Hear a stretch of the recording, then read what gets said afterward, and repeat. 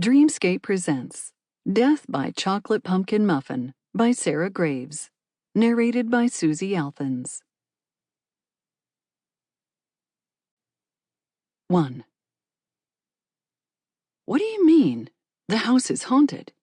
I paused on my way out of the Chocolate Mousse, the small, chocolate-themed bakery that my friend Ellie White and I owned and ran on Water Street, overlooking Passamaquoddy Bay. You mean haunted by ghosts? I pressed nervously, pulling the door shut behind me and locking it.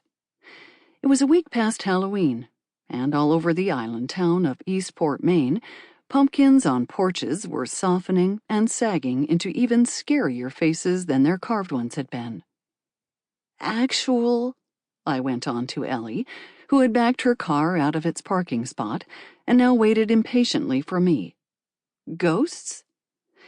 A big orange moon hung low over the bay, shedding yellow light onto the fishing vessels in the boat basin.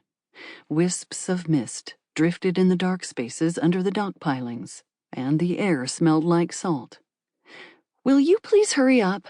Ellie urged. "We're late." Outside the Coast Guard building on the dock, a couple of state police cruisers idled. There'd been an actual drug bust on the water earlier, a rarity for Eastport. With one hand, I stuffed my keys into my pocket, while with the other, I balanced a tray of half a dozen chocolate pumpkin muffins, all elaborately frosted and decorated. I mean, what exactly are we talking about here? And why did you wait until we were leaving to tell me?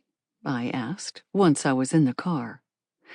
The brightly lit windows of shops and galleries on both sides of Water Street displayed dried cornstalk bundles, red maple leaves, spilled apple baskets, and a motley assortment of leftover pumpkins, witches, and black cats.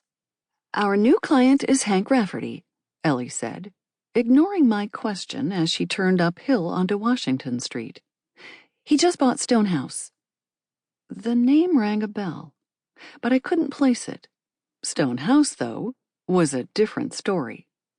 Why anyone would buy a home that was said to have at least one long-dead tenant still stubbornly in residence was beyond me, but now it seemed someone had. And they wanted muffins. "Great," I said, not meaning it. "And you didn't mention which house it was to me, because—" "I knew you'd freak out," she replied, and in this she was absolutely correct.